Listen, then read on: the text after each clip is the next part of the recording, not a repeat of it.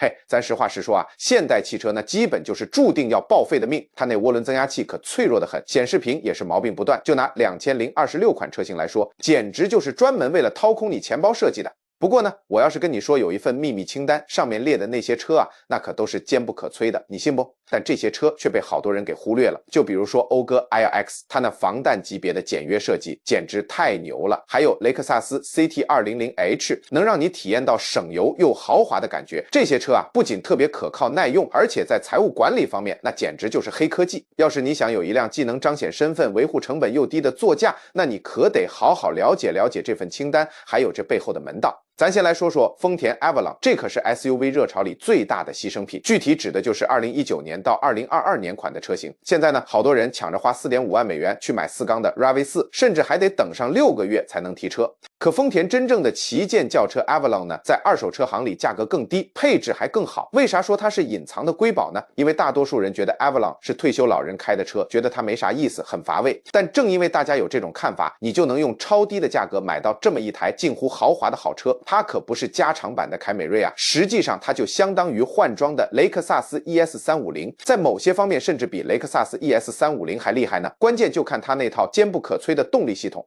咱打开引擎盖瞧瞧，这就是 Avalon 制胜的法宝。现在所有的制造商，包括丰田自己，都在转向小排量涡轮增压4缸发动机。这种发动机工作起来太累，寿命也短。但2019年到2022年款的 Avalon 还搭载着传奇的 2GR FKS 3.5 升 V6 发动机，能爆发出301匹马力呢。它采用的是自然吸气设计，这就意味着你不用担心涡轮会出故障，也不用管那些复杂的冷却器，省心多了。这台发动机可是经过10多年精心打磨的，还搭配了像黄油一样顺滑的8速自动变速箱，可不是那种吵吵闹闹的 CVT 无级变速器。机械师们可喜欢这套系统了，因为它设计的特别好。你买的可不只是一辆能跑10万英里的车，而是一套只要定期换个机油就能轻松跑30到40万英里的动力系统。这可是快绝技的经典玩意儿了。再说说它的内饰，那叫一个奢华，这可是雷克萨斯的秘密武器。你一坐进车里，那种觉得它平庸的想法马上就没了。2019款的 Avalon 是基于 TNGA-K 平台打造的，和雷克萨斯 ES 用的是完全一样的底盘架构。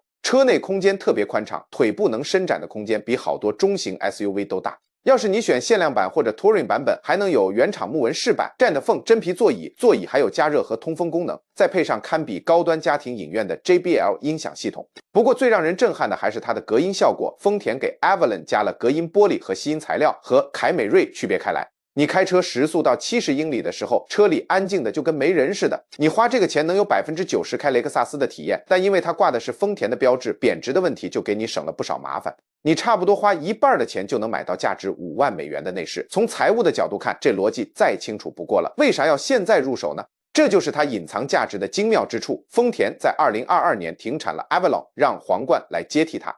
就因为它停产了，好多买家担心以后零部件不好找，就不敢买。其实这可大错特错了。这车上几乎所有的机械部件和凯美瑞、雷克萨斯、ES 还有汉兰达都是通用的。未来30年各地的汽车配件店都会一直有这些零件供应，因为现在市场上大家都痴迷 SUV Avalon 的二手车，价格就降下来了。你能用比全新基础款卡罗拉还低的价格买到2020款的 Avalon， 也就是说你花入门级经济车的钱就能拥有 V6 引擎豪华的配置，还能有尊贵的身份，这简直就是终极的静谧财富投资啊。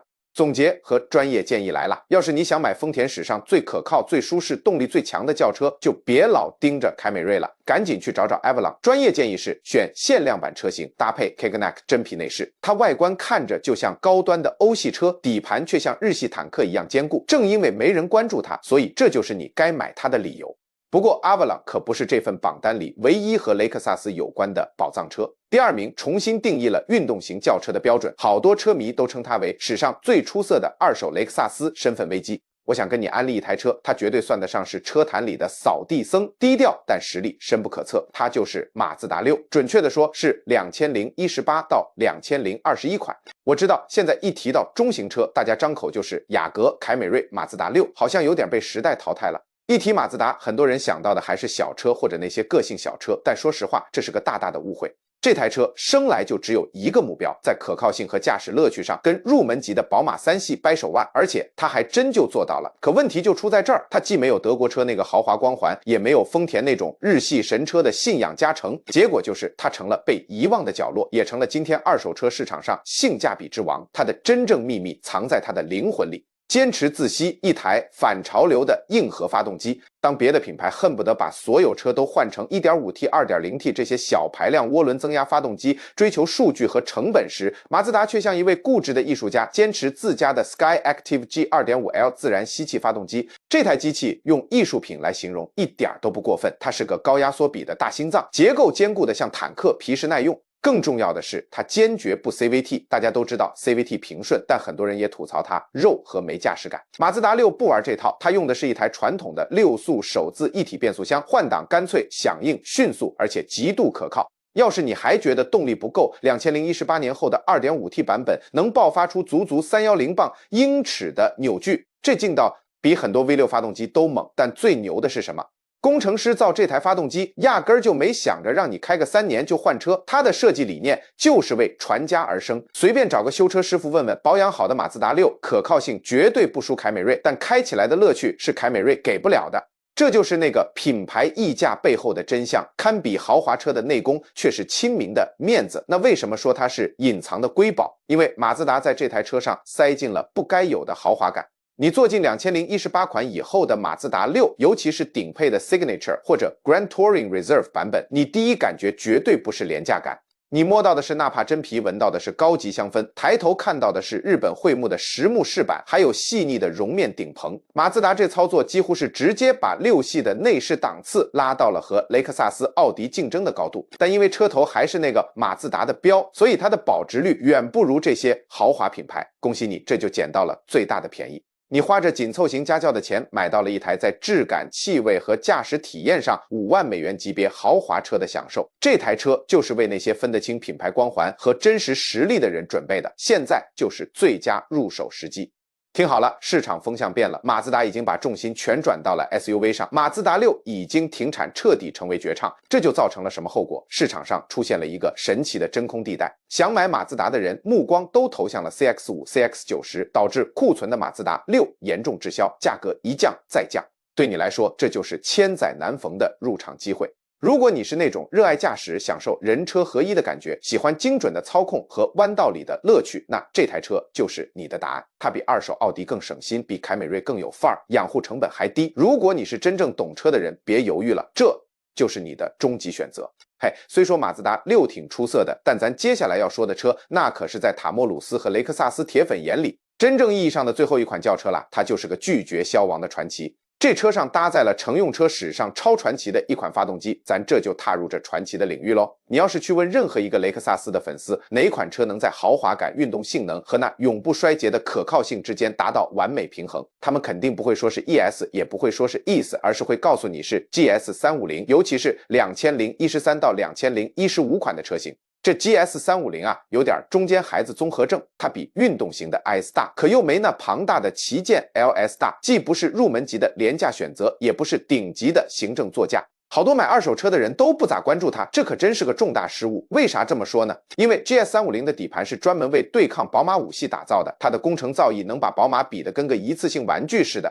这车上有个永不言弃的引擎，就像这猛兽的心脏是 3.5 升的 2GRF V6 引擎，要是搞个引擎名人堂，它绝对能第一个进去。这台双喷射的杰作能爆发出306马力呢。2013到2015款的 GS350 特别的地方在于，这时候正好是该代车型的黄金时期，你能得到第4代的重塑设计，让车有更坚固的底盘和惊人的操控性。同时呢，4驱版能享受久经考验的6速自动变速箱，后期后驱版则是精准的8速变速箱。机械师都喜欢 GS， 因为车上所有部件都容易够到，涡轮增压器也不会埋在引擎舱里面。这台高功率自然吸气发动机结构特别纯粹，只要你定期换油，轻轻松松就能跑超过30万英里，一点问题都没有。它可是全球少数几款能让你周6去赛道上撒欢，周一直接开去参加商务会议，全程都不用担心故障灯亮起来的车。GS350的内饰那可是尽显古典工艺品质，这时候你就明白为啥雷克萨斯要花几十亿去研发这个平台了。那几年的制造工艺简直是巅峰水平，触感柔软的材质，像珠宝一样的模拟时钟，还有那座椅就跟你心爱的皮革躺椅似的。不过真正的隐藏宝藏在于2013到2015款车型搭载的信息娱乐系统有点老，所以它的价格比2016年及之后改款的车型便宜好多，但机械部件基本都一样，你能得到同款的引擎、同款的悬架，还有一样像金库那么安静的环境。就因为屏幕看着复古点就能省好几千美元呢。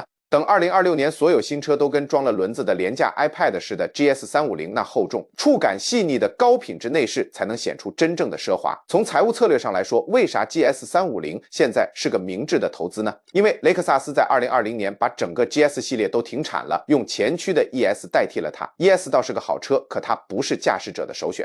GS350 作为后驱取向的豪华轿车，在同类车型里那可是绝唱了。现在世界都朝着电动机和微型涡轮增压引擎发展，搭载纯净 V6 引擎的雷克萨斯 GS， 它的价值正趋于稳定。在有些市场甚至都开始涨价了，你今天把它买下来，3年后再卖出去，很可能还能卖个跟买入价差不多的价钱。它可不只是辆车，还是你资金的安全港湾呢。不过要是 GS350 对你来说太大了，或者你想要外观更有攻击性、维护成本更低的车型，那咱接下来要推荐的这款车，好多人一开始都以为是本田，等你坐进驾驶舱就知道真相啦。这款被严重低估的性能神器，要是您正琢磨着弄一辆永远不闹毛病的豪华座驾，那眼前这辆讴歌 ILX， 特别是2019年到2022年的改款车型，绝对是您的不二之选。这么多年来，汽车媒体可没少挑 ILX 的刺儿，他们老说它设计过时，说它既没有那种小排量涡轮增压的引擎，也没有那种巨型触控屏来控制空调。但到了2026年的二手车市场，这所谓的过时，那可成了可靠的代名词了。当别的豪华品牌一个劲儿的鼓捣那些过了保修期就容易出故障的复杂科技时，讴歌一直坚持用已经打磨的相当完美的经典配方，结果就整出了这么一辆外观超犀利的豪华轿车。说白了，它就像是穿着燕尾服的超级本田，它的核心秘密武器就是那台 2.4 升的 K 系列发动机。NAX 能成为那种比较小众但超棒的车，关键就在于发动机舱里的这个宝贝，它搭载了传奇的 2.4 升 K24 发动机，这可是史上最受追捧的4缸发动机之一。它采用的是自然吸气设计，转速一上去声音贼高亢，而且耐用性惊人。不过更牛的还在后头呢。讴歌把这台发动机和配备扭矩转换器的8速双离合变速箱 DCT 搭配在一起，这简直就是工程学上的神作。您既能体验到跑车那种闪电般的换挡速度，又能感受到传统自动变速箱的平顺，还有低速时的可靠性。这套动力组合，本田爱好者在别的车型上做梦都想有，也就只有在 ILX 这儿能碰到。它响应速度超快，开起来乐趣十足。和好多竞品用的 CVT 变速箱可不一样，它就是为高里程的严苛使用设计的，让你享受奢华体验的时候完全不用操心。一坐进 ILX 的车里，那 A-Spec 运动套件让整车一下子就有了5万美元级别的豪华质感。车里还配备了 EOS 高端音响系统，好多音响发烧友都夸它的音质比宝马旗舰车型还好。座椅舒适度更是把普通思域车型甩出好几条街，思域的座椅跟它比起来那可差远了。其实真正隐藏的亮点是保养成本，因为 ILX 和本田思域是共享平台基因的，所以换机油、换刹车片还有悬架部件这些价格都特别亲民，而且在大街小巷的汽修店都能轻松搞定。您开着带讴歌徽标的车，有 LED 双眼大灯，内饰还特豪华，可保养费用却跟本田差不多，这简直就是个终极妙招，既能彰显您的成功气质，又不用担心维修账单把您弄成车穷族。在2026年，这绝对是个超值的选择。那为啥现在要买 iX 呢？因为讴歌已经用全新的 Integra 把它给取代了。Integra 确实也不错，但是它又重新用上了涡轮增压器和 CVT 变速箱，除非您愿意花大价钱买手动挡版本。iX 可是最后一次能让您买到自然吸气式高性能本田引擎装在豪华车身里的机会了。2019年到2022年款的价格已经降得挺多了，因为大家都去追新款 Integra 的造型了。这可就给咱创造了一个大好机会，您花买二手基础版卡罗拉的钱，就能拿下一辆低里程的2020款 iX。同样的价钱，您能得到更强的动力、更豪华的配置，还有更好的驾驶体验。对于那些既看重自己形象又想省着点钱包的人来说，这根本不用犹豫啊！虽说讴歌本身可靠性就挺高的，但咱最后也发现了，同样的价位，您能得到更强的动力、更奢华的内饰，还有更出色的驾驶体验。对那些既注重形象又在乎银行账户余额的人来说，这绝对是个明智的选择。嘿，虽说讴歌这牌子可靠性挺不错的，但咱最终要推荐的这款车，那可是把效率和耐久性提升到了一种近乎不可思议的地步。这可是全球那些最有名的可靠性专家在不想太招摇却又想一直畅快驰骋时会选的座驾。这可是一款被大家误解的传奇车型。咱现在到了推荐榜单的最后一款车了，它可能是最有争议的，但也是最亮眼的雷克萨斯 CT 200H。当年这款车刚出来的时候，那些车评人可瞧不上它，他们说这车速度太慢，还说它就是个徒有其表的普锐斯。但咱得知道啊，到了2026年，大家堵在路上的时候，谁还在乎日常代步车速度快不快啊？大家真正看重的是油耗低不低，车子造的好不好，还有能不能少进修理厂。CT 200H 那简直就是个超级隐藏宝藏，它既有雷克萨斯的高贵血统，又搭载了全球最有名的混合动力系统，那燃油效率就跟防弹似的，厉害得很。开着这车，你悄咪咪的就进入豪华车的圈子了，而且油耗比经济型车还低，就能享受豪华的感觉。这就好比是穿着燕尾服的普锐斯灵魂，它那锐利又激进的掀背车身下面装着第3代丰田普锐斯的 1.8 升混合动力系统。一般这么说可能没啥吸引力，但对于想买二手车的人来说，这可是天大的好消息。这套动力系统那就是成熟技术的代表，在全球的出租车队和配送车辆里跑了几百万英里，经过了各种考验。它的厉害之处在于，虽然和普锐斯用的是一样的发动机和电池组，但其他地方可大不一样。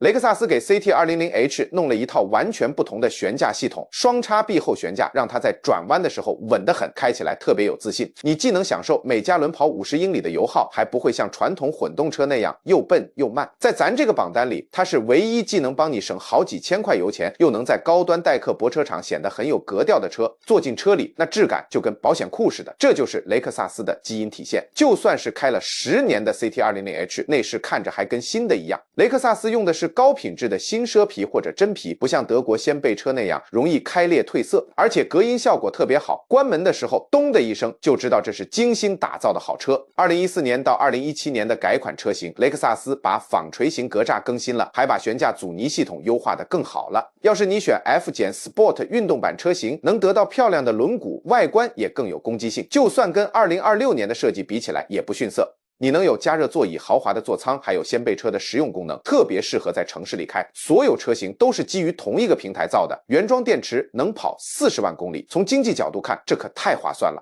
那为啥说它是终极座驾呢？因为 CT 200H 有独特的保值能力，它的价值和油耗可靠性紧密相关，不会像其他豪华车那样贬值。油价涨涨跌跌的，这款车的需求一直都挺高。你今天买个2015或者2016款的车，未来好几年都能放心开，因为它是雷克萨斯的混动车型，一直都很保值。油价波动的时候，想买这款车的人可多了。你今天买了，开个好几年，因为它是雷克萨斯混动，总有一堆人排着队想买呢。它绝对是那种风险低、回报高的选择，既有雷克萨斯的品牌标志，又有掀背车的设计，还搭载了全球最可靠的混合动力系统。这就是那些聪明到不买新车，又时尚到不想开普锐斯的人的理想座驾。视频到这儿就结束了。